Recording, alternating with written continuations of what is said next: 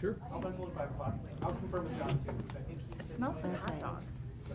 Okay, Jill? sounds good. Sorry about that. I gotta get it, gotta get it. It's not me. started. I was not serving up the dogs before I Okay, came. all right. Well, it's my We have a fault. But I special kept edition thinking I of was, the Tower anyway. Topics for me. She It's does on have my hot phone. dogs. It's actually They're not on my hot phone. dogs. You know, It's actually, okay. my brother okay. is staying over. I'll do it. I'll take care of it, but Or thank you. ask Casey. Jill, Beauty ask of being Casey. retired in your, Jill, you know, mid-50s. yeah. That is nice. Wow, yeah. Well, my parents got one of those door hangers on their door. Oh, really? Yeah, we just got to see that, but we won't be. But we are traveling that week, so we have to all make sure we go very early. Yeah, I hadn't seen the door hanger. I didn't know about that. Have you guys seen the door hanger? I have not. Ellen, me to can pass you it? hold it up or?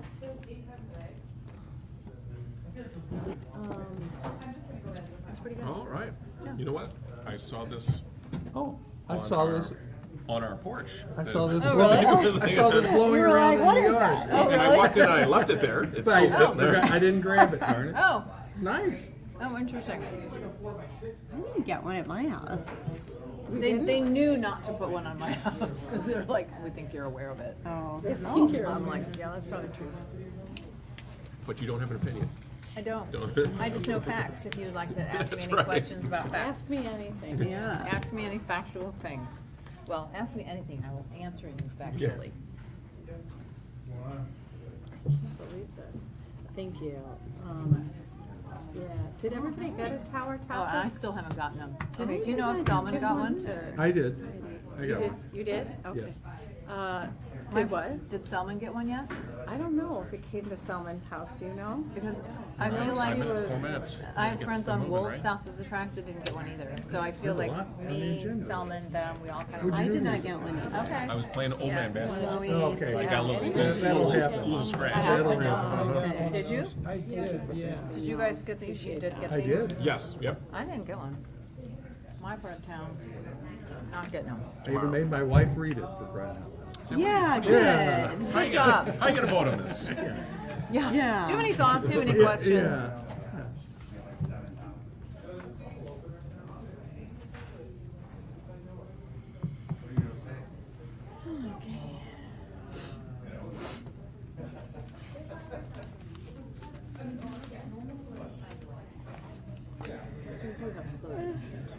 Two very quick ones. Update I had. Okay. Update I. Ellen?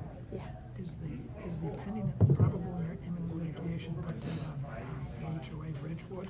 I like Ridgewood that. Oak? 5,000. It's Ridgewood Road and And it's Hedgehog. Hedgehog. Right, those are the one and two. Yeah. Yeah, so it's just an update I on mean, that also saves Saves the village village, money, saves the village.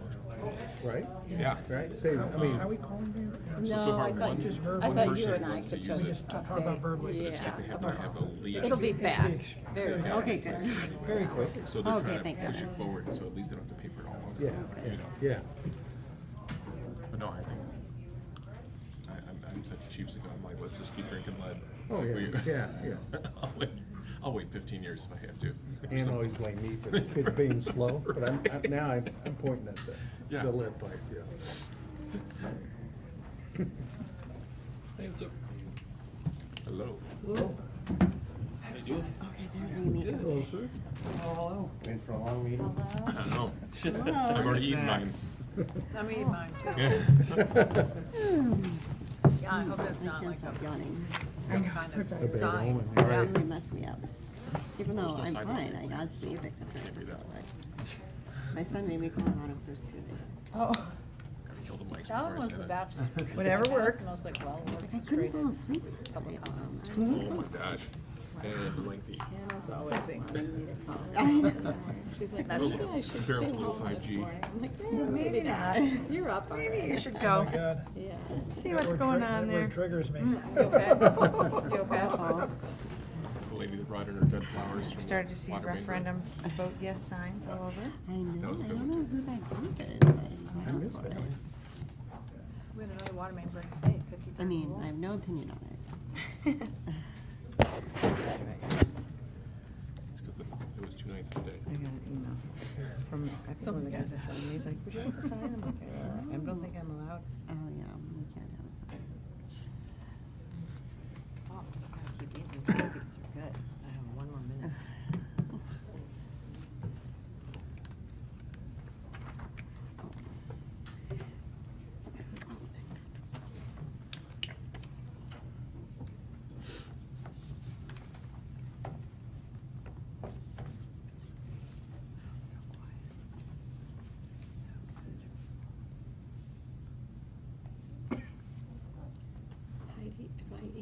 this to you? Is this? That'll work. Okay, 7 o'clock. Cut out all the chatter, everyone. All right, good evening. Welcome to the March 10th, 2025 meeting of the Village of Western Springs Village Board of Trustees to honor our nation's heroes and especially to honor the individuals who serve and protect our community. Please rise and join us in the Pledge of Allegiance. I pledge allegiance to the flag of the United States of America and to the republic for which it stands, one nation, under God, indivisible, with liberty and justice for all. Thank you very much. May we have the roll call, please? Clerk Yes, Schmidt? President Rudolph. Trustee Avakian. Here. Trustee Chen. Here. Trustee Fink. Here. Trustee Lewis. Here. Trustee Naraki. Here. Trustee Terrell. Here. All present. Thank you very much. Next item on our agenda tonight are public comments. I do not see any. Any here to speak? Okay, we will move then to the committee reports, and we'll begin with general government. Trustee Terrell. Thank you, Madam President. The first order of business that I have that we had at our meeting last Thursday concerns the Personnel Policy, Procedures, and Manual update. The Personnel Policy and Procedures Manual is a guide for all of our employees with required policies and also employment benefits. The village has made many updates since the manual was last written in 2013, and many of these updates have been implemented under separate administrative policies. The village manager's office and our labor attorney, Jill Lika, have spent a lot of time preparing an updated manual for our consideration. As far as the specific points in the updated manual, I would ask if Deputy Bernacki could fill us in with some of the specific topics. Sure, thanks, Trustee Terrell. Yeah, so the manual itself hasn't comprehensively been looked at since 2013. If you remember last year, as well as it was December of 2023, we brought the Chapter 5, the paid leave section of the manual, to the village board for consideration for updates. And those updates were made shortly after that. After that, we took a comprehensive look at the entire manual, which again is something we haven't done for quite some time. There's been a lot of changes in state and federal laws, and so we wanted to make sure that all of our policies were up to date to meet those standards, as well as the way that the village operates as an organization today. We wanted to make sure that that mirrored a little better. So again, as Trustee Terrell said, our labor attorney, Jill Lika, was involved in the process, staff in the village manager's office, as well as our HR consultant, Stefana Przybylski. And then multiple times throughout the process, we got some feedback from our directors as well. There was a lot of changes that are being proposed. We have listed the major changes here in bullet points in the memo provided to you today. So overall, we made comprehensive updates to the titles located all throughout the document. There were some older titles like group director that just don't match what we have today in our organization. So we made sure that we cleaned those up. We also updated language to better meet human resources best management practices. We follow the Society for Human Resource Management, also known as SHRM. They've got some great materials out there on best management practices for manuals like this and policies in a public sector organization. So we made proposed updates there as well. We had some employee definitions, some employee group definitions that weren't present before, regular part-time and paid on-call firefighter positions. So we wanted to make sure those were included. And then there was a whole slew of state and federal law changes that required us to look at things like our non-harassment policy, our Americans with Disabilities Act policy, as well as our Victims of Economic Security and Safety Act, or VESA policies. Our drug-free workplace policy was updated to include some language on cannabis, as that is something that's become recreational since this was last looked at. We did make some minor changes to Chapter 5, which again we looked at last year. They were small in nature, related to the bereavement leave, as well as our personnel time and when that's awarded to new employees. And then there's two policies that were pulled out as administrative policies, our tuition reimbursement policy and our travel and conference policy, both of which need to be updated. We are working on a group of administrative policies that would govern these. So we will continue to work on those. They're referenced in the manual, but they're not attached as in the appendix as they previously were. So again, there's a whole slew of updates. The entire personnel manual, the proposed personnel manual is in your packet for your review, and we're here to answer any questions you might have tonight. All good. Great. Okay, then I believe this will be a resolution on the omnibus later in the month. Trustee Tiro, we are looking, that may be an ordinance, Okay, but we will ordinance. clarify that for the next meeting. We thought on our committee that obviously very favorable on this update, and so I guess it'd be ordinance for the omnibus next month, or later in this month. Yeah, well, it'll either be adopted by ordinance or Okay. resolution, Okay. but certainly an action item for the board to consider and take a vote on. Okay. Second item of business is an amendment to our section of the municipal code regarding contracts. Our municipal code right now provides that our village manager may execute contracts for materials, services, or supplies in an amount equal or less than $25,000. Staff and our attorney are recommending that our village manager have additional authority for non-financial contracts such as intergovernmental agreements, where these agreements are later subject to ratification before the board. So this amendment will allow the village manager to approve an agreement without waiting for the next board meeting, provided that we as a board can then give full consideration to the agreement at our next opportunity. We thought favorably of this as an administrative procedure. Any questions on this one? So is this an ordinance then? Yeah, this is presented as a code amendment, so it would be an Okay. ordinance. And, you know, typically like an intergovernmental agreement wouldn't really fall within the scope. This is more like memorandums of understanding.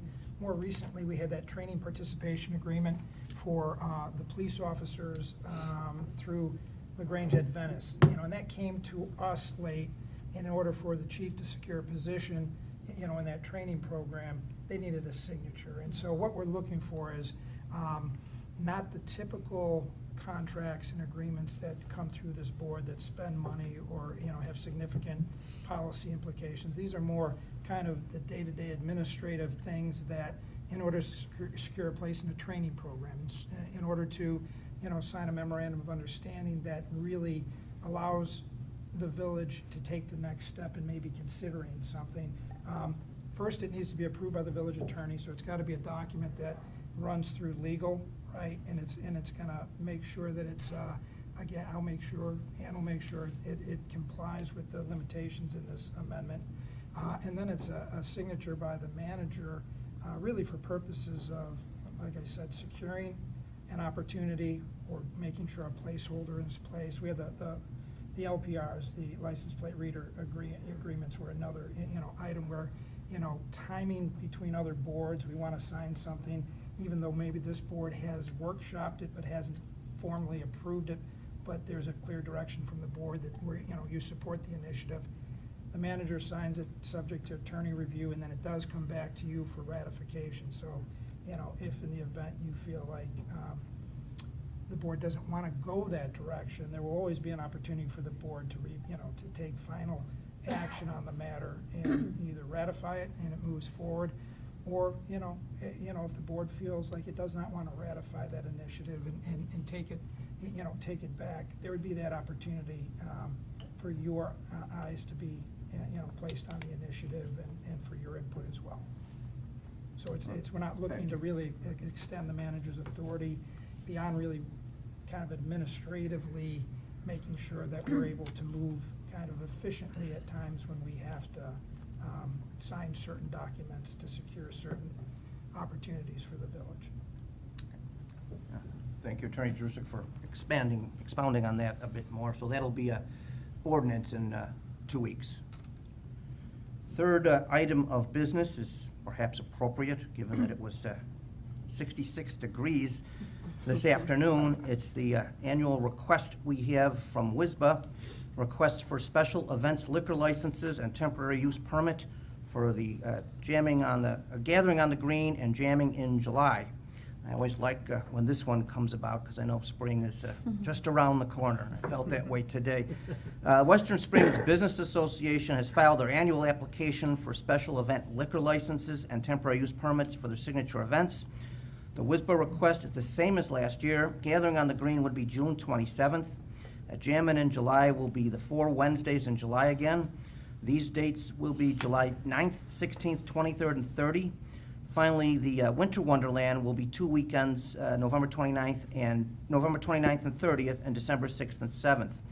The liquor will be for the summer events, the Winter Wonderland. They are not seeking a liquor license. Director Vallone is here to answer any questions on these, on this motion. I would like to clarify, so as similar to their application from last year, they are looking for a liquor, temporary liquor license for the December 6th event. Oh, are they? Okay. Yes, same as last year. That's the day that they actually have most of the events, not just the photos on the green. And so they are seeking a liquor license again this year, as they did last year, for that single day. Thank you for that clarification. If there's any other questions on that one, then my final order of business is the Illinois Public Works Mutual Aid Network Intergovernmental Agreement. We are a member of the Illinois Public Works Mutual Aid Network. I guess it's called IPW-MAN. Is that right, Casey? This was created for the purpose of providing disaster relief to public works agencies in the entire state. It goes beyond our neighboring communities, because if there was a disaster that was faced by many of our neighbors, we'd need a lot more involvement, and so this was set up for that sort of event. The mutual aid network is broader. It contains many types of public works equipment, safety equipment and training. The network has made updates to their the mutual agreement and the bylaws. Specifically, the mutual aid is not just for emergencies, but they're seeking intergovernmental improvement for us to be involved in day-to-day operations such as training statewide. In order for our village to maintain its membership in the network, we must complete the new mutual aid agreement within 120 days. This will be an intergovernmental agreement, and is this one an ordinance for 2 weeks? Is it an ordinance? Okay. This will be approved by a resolution. Okay. A resolution, okay. Yeah. So we thought very favorably of this. It would expand the village's opportunity to really engage in statewide training as different things came up throughout the communities, and we thought favorably of it. Great If opportunity. there's no further questions, that would conclude my report. All right, thank you very much. Moving on to the Finance Committee. Trustee Chen? No report tonight. All right, thank you much. Planning and Zoning Committee report. Trustee Naraki? Thank you, President Wolf. I only have one item on my agenda tonight, which is the proposed ordinance amending Title IX Building Regulations, Chapter 10 Signs of the Western Springs Municipal Code relative to political signs. The state of Illinois adopted Public Act 96-904, which went into effect on January 1st, 2011, which requires local political sign regulations, which includes duration on residential properties, number of permitted signs, and location of signs on election day. The village's sign code has some conflicting regulations related to duration, number of signs, and location on election day. The ordinance for discussion would amend the sign code to be compliant with the state regulations. Director Vallone, can you share some more details on this? I believe Trina Jurczyk may also have some information to provide as well. So as Trustee Naraki mentioned, quite some time ago, the state amended its code. The village did not change its code at the time, but rather just changed its enforcement to be compliant with the state's. Since then, there's just been some confusion because the code does not match up with how we enforce, so we are looking to make that correction. We are not looking to change the definition of political signs. That would stay the same. The proposed ordinance does not look to change the size of them. It just looks to be compliant related to the number of signs, the duration, and location on election day. So related to the duration of signs, the state act does not allow for any time restrictions on residential political signage. So we are looking to remove that from our code. The number, again, is also something that is not permitted to be regulated under the state requirements. And then the last is on election day, the state allows for political signs to be placed near polling places only in designated areas by either the election judge or the poll watcher, which generally is about 100 feet away from the door. You may have seen on election day when you've come up to a polling location, there's a chalk area on the ground. That's usually where you see most of the political signs. So again, the village is not actually looking to change its enforcement. It's just looking to align its code with how it's been enforcing it and what would be compliant with the state.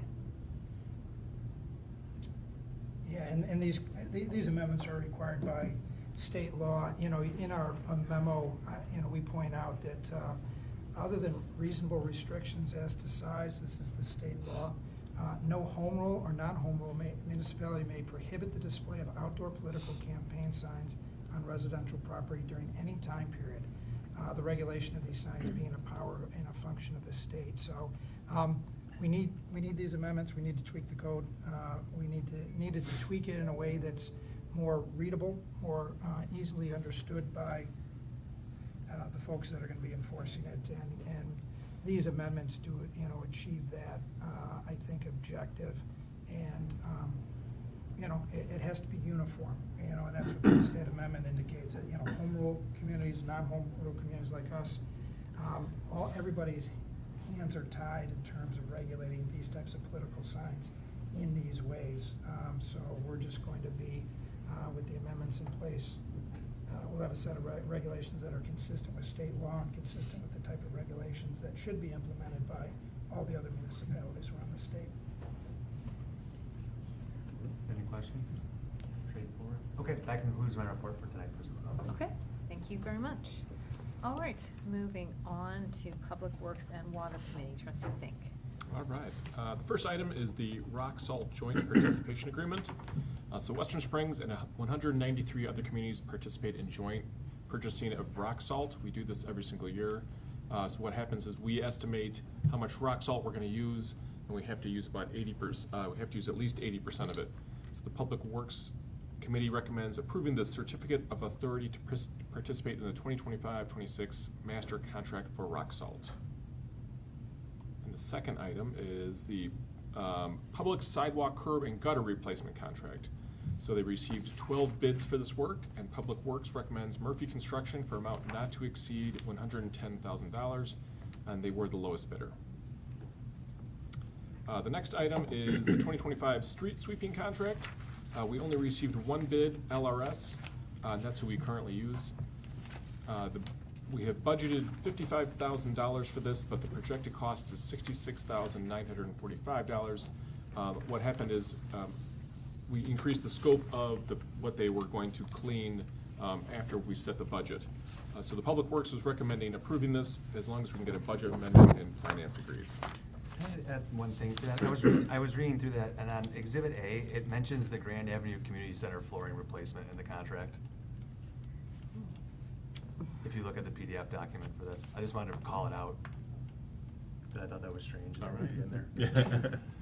in there. There's like, I think it's numbers 1, 2, and 3 seem to be off a touch in this contract.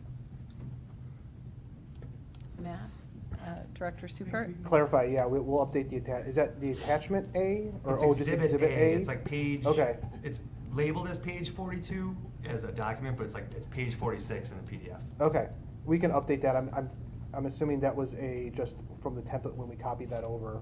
Sure. There might have been we missed that from the last contract that we did. All right, the next item is the contract for chemicals with Hawkins Chemicals. Public Works recommends waiving the bidding process and purchasing chemicals for the water treatment plant from Hawkins Chemicals, not to exceed $250,000.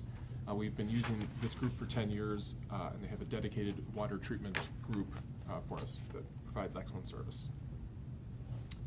The next item is the water system update. The municipal services will be working with McKim and Creed to perform leak detection along Hampton from Ogden to Hillgrove. So this is going to be resurfaced next year. So what their plan is to fix any leaks prior to resurfacing.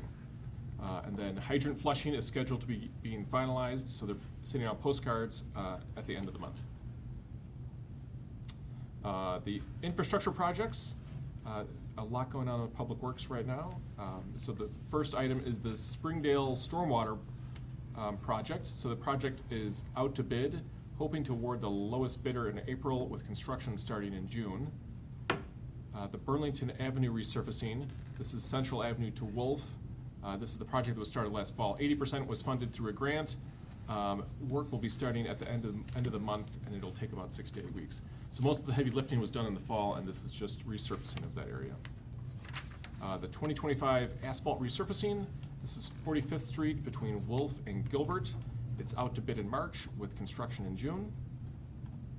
The Grand Avenue East sidewalks, we received a grant for $190,000 for continuous sidewalks on the east side of Grand from 51st to 55th Street.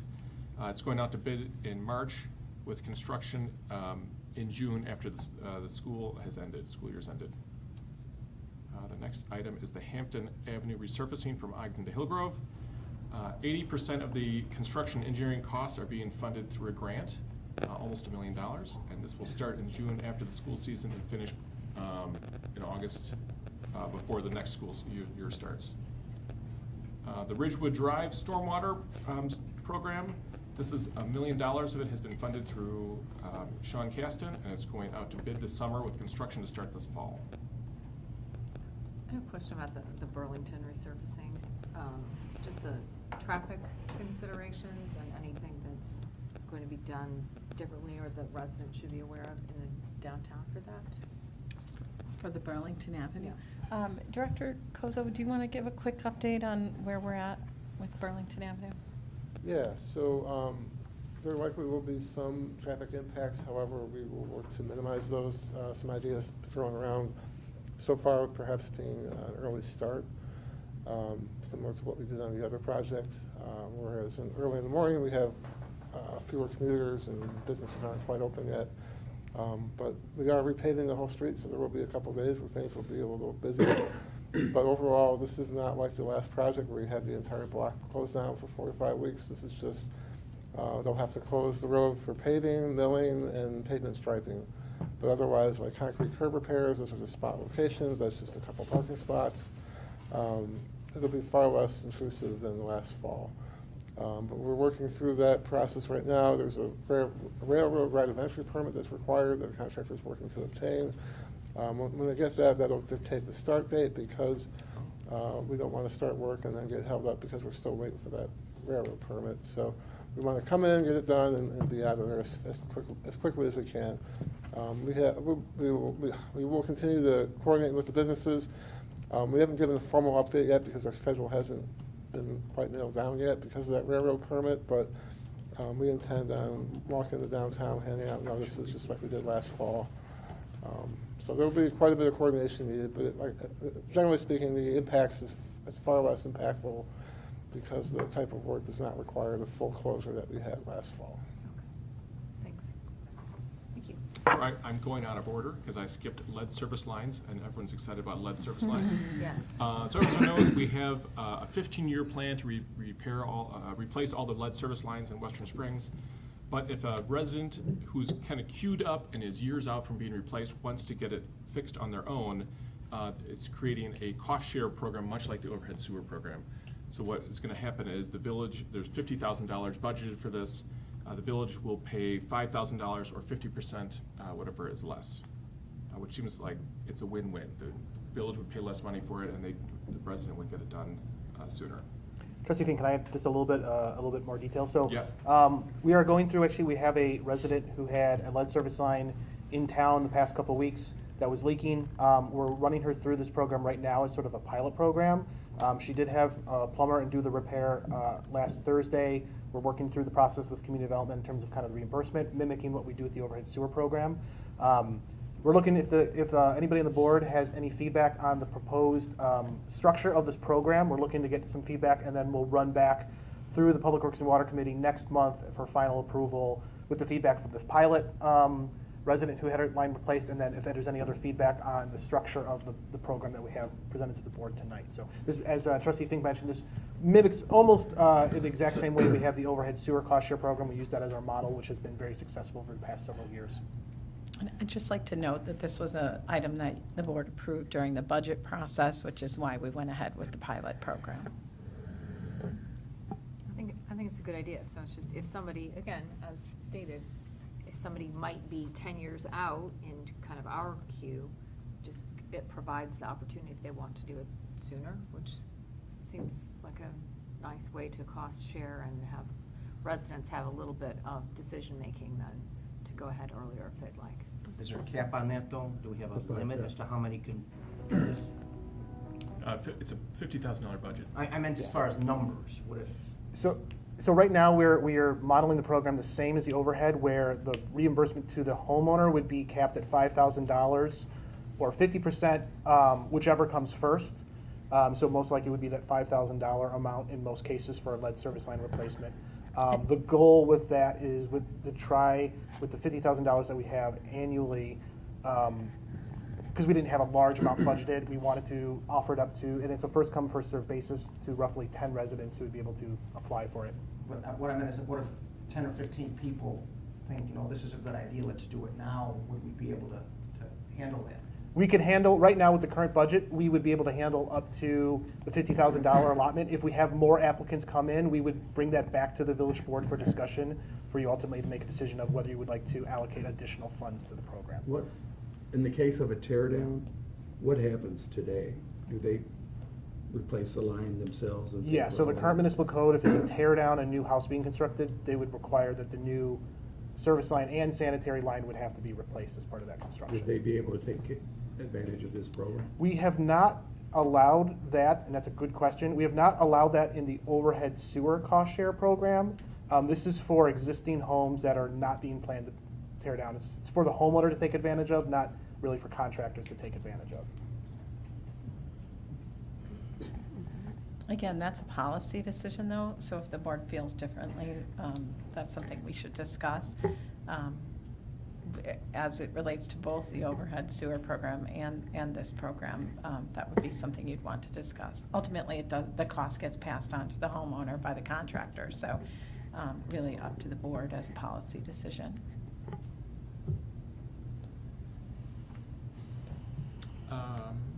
Next item is the Springdale Stormwater Improvements, the construction engineering proposal. So the Public Works Committee recommends approving the professional services agreement with Christopher B. Burke Engineering for Phase 3 engineering not to exceed $579,865. All right, the last two items are about a corridor study that the Cook County Department of Transportation and Highways is starting a corridor study on Plainfield Road from County Line Road to East Avenue. There's no construction dates, and there's engineering is still a couple of years out, so this is way down the road. But there's two items for this. The first is a possible flashing beacon at Burr Oak Drive, which is right by Timber Trails. So the Cook County Department of Transportation would like a flashing beacon. The residents of Timber Trails remembers the flashing beacon on Ogden and didn't think it was a great idea. So they wanted a light to be put in there. But I guess because of they looking at the traffic patterns and the studies, it's not going to get a light. So it's kind of, what do we do about this? And Public Works was recommending approving the flashing beacon because we're still, it's down the road. If we don't like it, we can always take it away. But the beacon is the best we're going to get. Director Supert, did I summarize that well? Yes, I think so. Jeff, did you have any additional comments on that? Yeah. Essentially, the county is seeking village confirmation that if a beacon were installed, the village would be willing to fund the maintenance of the beacon. They still have to prove that it meets the engineering criteria for installation. There's a number of factors they'll have to check during their study, but they're just seeking confirmation that if it's proven that the beacon's appropriate for crossing at that intersection, that we'd be willing to fund the maintenance. Again, this is not a hard answer, but they're just looking for direction so they can proceed with their engineering study. When we do get closer to construction, there'll be an intergovernmental agreement to formalize all this, but they just wanted to make sure there wasn't any strong objection against looking into it. So anyone have thoughts on flashing beacons? It's a safety issue. Yeah, and I think if we have really disliked the idea in the future, we can always take it off the table. Just like we did with Forest Preserve. Yes. That took a long time, but I mean, it's a safety issue. Could it have saved somebody? Possibly. Who knows? Kind of have to do it. I think I like just the option of it, right? So I think all we're looking at right now is that it gives us the option, and if we change it later, we can. But if we say no today, yeah, then we're cutting our options. along the same transportation corridor, they're talking about a pedestrian pathway along the north side of Plainfield from the bridge that goes over 294, how to get the people from there to East Avenue. So they're going to create a sidewalk that goes parallel to Plainfield, and at Burr Oak Drive, there's two possibilities. We can continue to go straight along Plainfield, but there's a sidewalk. If you kind of jog into Burr Oak, there is an existing sidewalk. So the Infrastructure Committee and Public Works recommended having the sidewalk jog over to have one sidewalk as opposed to two parallel sidewalks going next to each other. Director Koza, please. I think you got the main point of it. There is an existing public pathway system in Timber Trails. It's a public path. It is behind a gate right now, but that's the property line. They have a gate. The path itself is open to the public for anyone to use, and it's actually on village. Well, when the subdivision is accepted, it'll be on village property with the homeowners association maintaining the path. But the county was asking the village if they're looking to improve Plainfield Road, that we're going to provide some type of pedestrian accommodation on the north side. There currently is none in the right-of-way, but they had questioned whether the village would want to have essentially a duplicative sidewalk and then have a path just on the other side of a fence serving the same purpose. One of the factors we have to consider is that more than likely the county would get maintenance of that sidewalk if it were built to the village to maintain in perpetuity. So then we'd be maintaining a sidewalk next to a different path system right on the other side of a fence. So there are two options they presented us. One involved putting in the sidewalk in the Plainfield Road right away. The other one would be to utilize the path system. And there's a number of nuances and details that still have to be worked out, again, with an intergovernmental agreement, most likely between the HOA of Timber Trails, the village, and the county. However, the county has indicated the possibilities of a financial contribution to help with some of that work for the HOA. So that is something we'll have to talk about later on when the project starts getting closer to construction. But again, they're trying to finalize their engineering report so they can move into the next phase of engineering, and they have to show some type of pedestrian accommodations. They wanted to make sure that they presented what the village and the HOA felt was appropriate. There will be time for public comment later on this year. They'll have public meetings and solicit public feedback, but they just have to show something at this point, so they're looking for our feedback then. What exists on the south side now?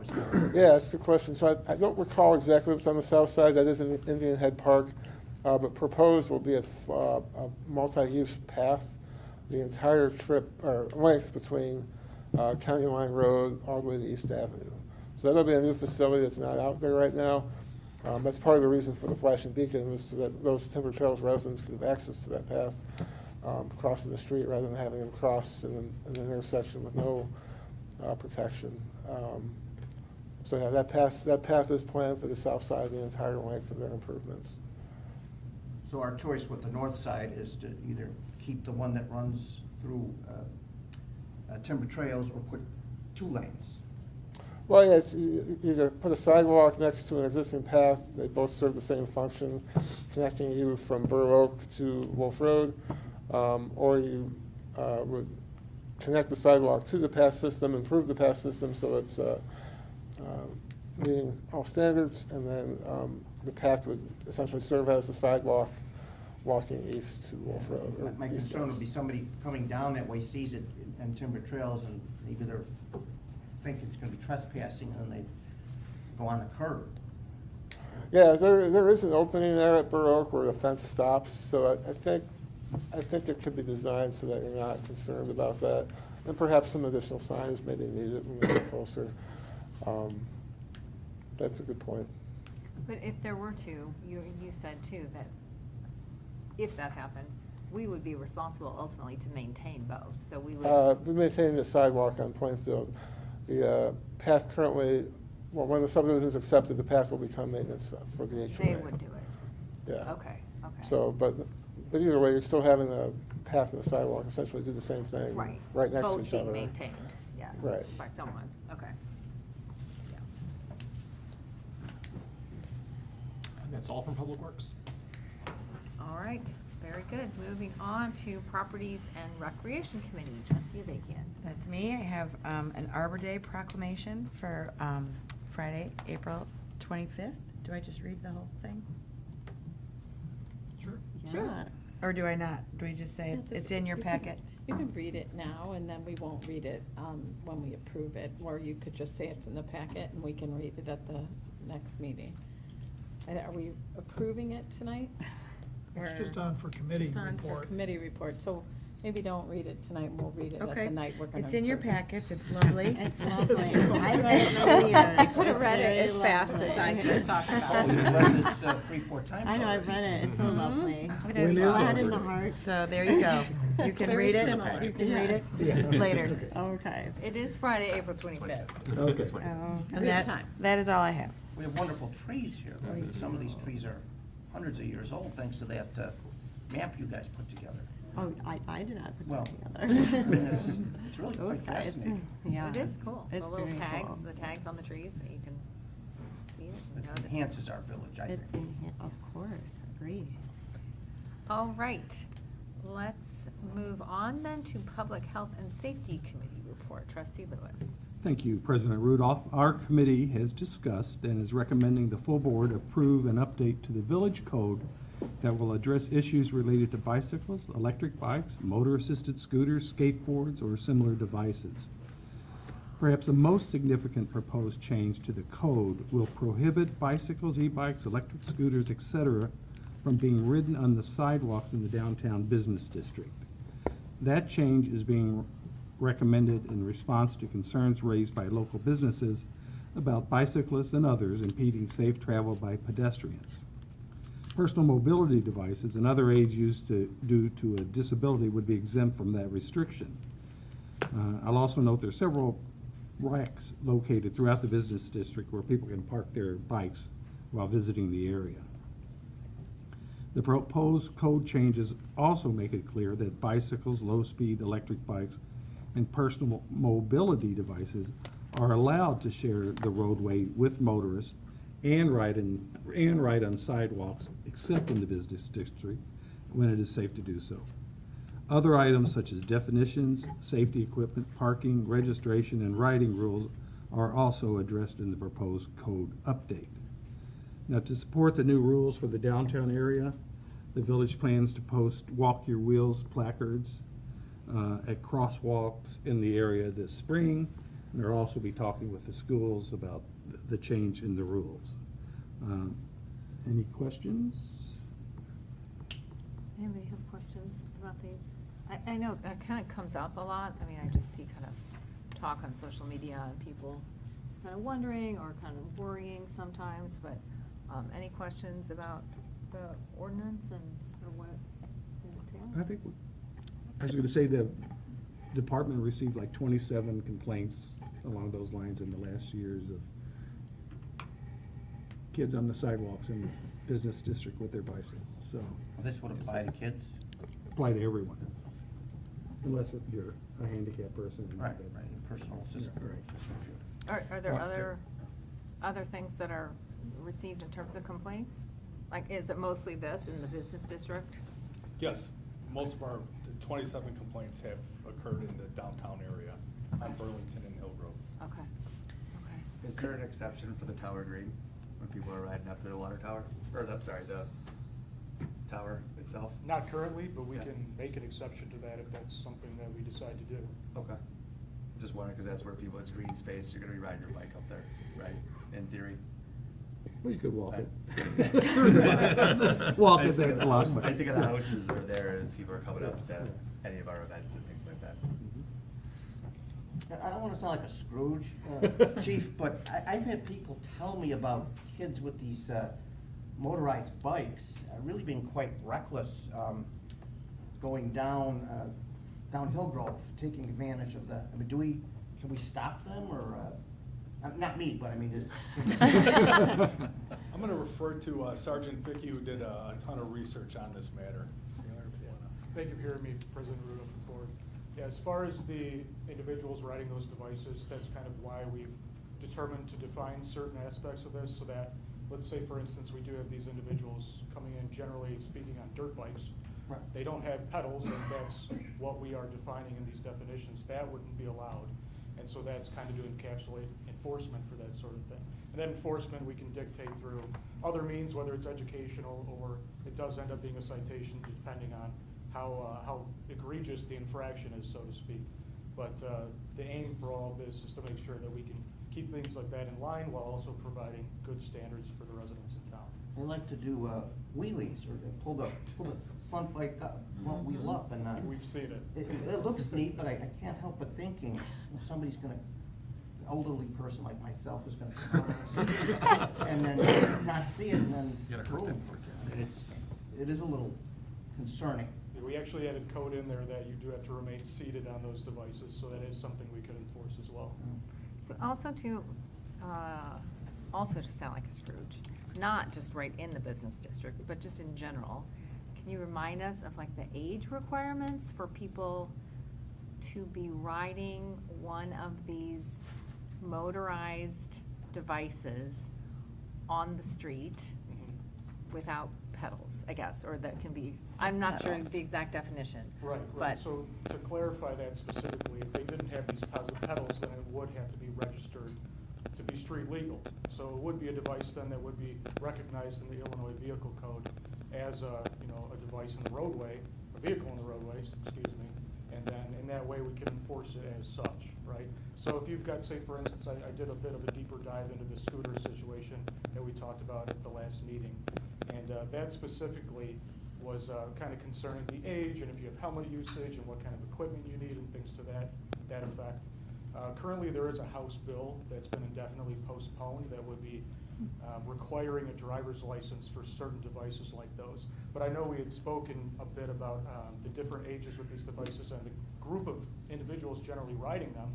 A lot of them are these 13 to 16-year-olds that haven't yet obtained a driver's license, right? And they're still trying to get from point A to point B, that sort of thing. So to that effect, as long as they're following the rules of the road, they do have the right to ride in the road. You have to obey all the laws as if you were a bicycle on the roadway too. So it fits all those mandates and standards. So all of that applies to traffic law. Oh, So if they are in the street, they do have certain standards they have to abide by as well.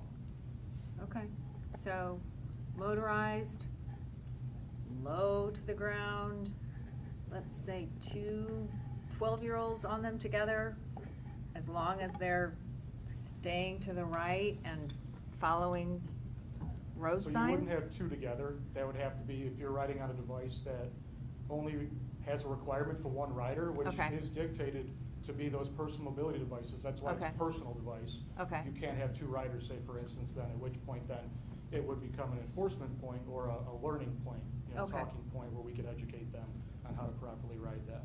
Okay, but without two, if it's one, Mhm. and the person is not of driving age, but again, it's, I think what you just said, that is kind of equivalent to riding a bicycle Correct. in the street, which they're allowed to do. Correct. Okay. Yeah, we can make the suggestion to ride on a sidewalk if it seems more feasible for safety concerns. Okay. I think that's absolutely a great idea, but it's Okay. dictated depending on where the occurrence or that situation's taking place, I think. And helmets aren't legally required, are they? Are they just a recommendation? Depends on the device that you're using, like a Class 3, for instance, which is outlined in this code, would require the usage of a helmet because it fits a certain speed standard, certain wattage within the device itself. But for some of the lower speed devices, say for instance like a Barbie car or a little race car that a little individual may be riding in, those ones, for instance, don't have certain standards for that, yeah. Can I just also ask, Director Supert and his staff had worked up a sign, and Sergeant Vicky has a copy of it over there. These will be placed in the downtown on the sidewalks. They adhere to the concrete. And Director Supert, I think you modeled that after one we saw in Glen Ellen, correct? Yeah. They've had it in place for more than 3 years, been a number of years now that they've had a similar sort of setup in their downtown, trying to deal with a similar problem. The police department will be working with the schools to get more information out on this as we're moving into spring very quickly, as noted by Trustee Tyrrell earlier. But we also think this additional signage will help in terms of enforcement. Great. All Thanks for the right. good work. Moving on, our committee is recommending that the 6 15-minute parking signs near the post office and the 4 15-minute parking signs at Village Hall be changed to read 15-minute parking Monday through Friday, 8:30 a.m. to 5 p.m. Currently, these spots are restricted to 15-minute parking at all times. The changes will free up parking spots for restaurant patrons to use in the evening and on the weekend. That's the goal. In addition, our committee recommends that 3 parking spaces on Burlington Avenue in the downtown area be limited to 30-minute parking from 8:30 a.m. to 5 p.m. Monday through Friday. The goal is to provide quick turnover parking spots for shoppers. The signs will be in front of BMO Harris Bank, Village True Hardware, and Kirschbaum's. And lastly, I want to mention that when the Burlington Avenue resurfacing project is completed this spring, a new handicap parking spot with a loading aisle will be added in front of the Oberweis store. Such a spot is needed per Illinois Department of Transportation requirements to ensure Americans with Disabilities Act compliance. So an effort to free up some parking in the business district. Any questions about that? If not, and lastly, our committee recommends to the full board that current parking restrictions on the south side of Chestnut Street in front of the former Masonic Lodge location be lifted. Signs there now indicate that no on-street parking is allowed in front of 1215 Chestnut. The restriction is no longer needed because the lodge building has been demolished and a single-family house is being built on the lot. And any questions regarding that? And if not, we'd like to add all these items to the omnibus agenda for our next meeting. Very good. That's all we have. Thank you very much. All right, moving on in our agenda, item 11, any new business? Okay, and number 12, any old business? No. Okay, we will move on to our reports, beginning with the monthly financial report. Trustee Chen? No report tonight. All right, very good. Moving on to mine, I will just draw everyone's attention to the Tower Topics Special Edition. They're right here. If you want to hold them up, see them. Most people receive them, but not all households have received them. But this is, it's really helpful. There's a lot of really good information in this. I hope that all residents will take the opportunity to really read through it. It's intended to just help the residents make the decision, providing them just the information on how funds have typically been used in Western Springs referendums in the past and what they would go to, obviously, in this one, which projects are planned. There's some details in there as to the near-term projects and how the general obligation or the GO bonds work, and then also the property tax impact on each household. We also, as you know, we continue to invite residents to visit the Referendum 2025 resource page on the village website. Continues to be updated. I think staff continues to do a great job in updating that on a pretty regular basis, so I would encourage the board to look too. It does change often, including this list of proposed projects, and also the calculator again to, it's pretty cool how you can put in your estimated tax impact kind of for the immediate term, right? That is really designed to say, like, what happens to my house, to the bill that comes to my mailbox in next year, if this would go through. And then finally, would like to remind everybody that this Thursday we have the final open house. It's Thursday, March 13th at Forest Hills, and it's any time between 5:30 and 7:30 that anybody can drop in. They've got, staff has, if you haven't been already, staff has a lot of great visuals, kind of different stations to walk residents through any questions, again, understanding the various topics associated with it. And just a reminder to everybody that the election is April 1st. It is spring break.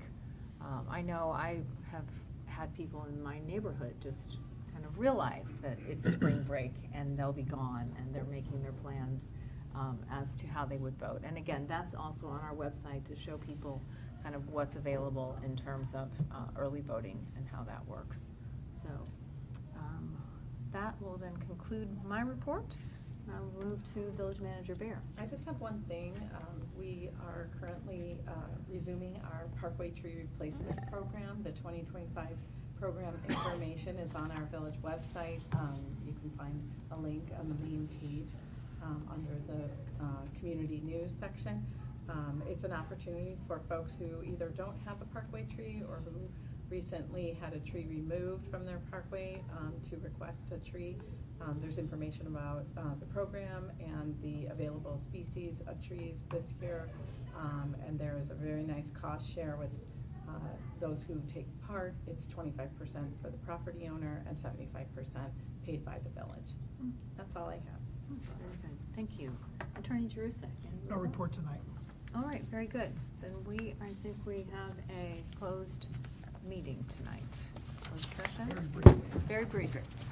Then I would have a motion to move to closed session for the purpose and discussion of pending litigation pursuant to Chapter 5, Illinois Compiled Statute 120/2, paren C, paren 11, and probable and imminent litigation pursuant to 5, Illinois Compiled Statute 120/2, paren C, paren 11. Is there a second? I'll second that motion. Do we roll call? Roll call.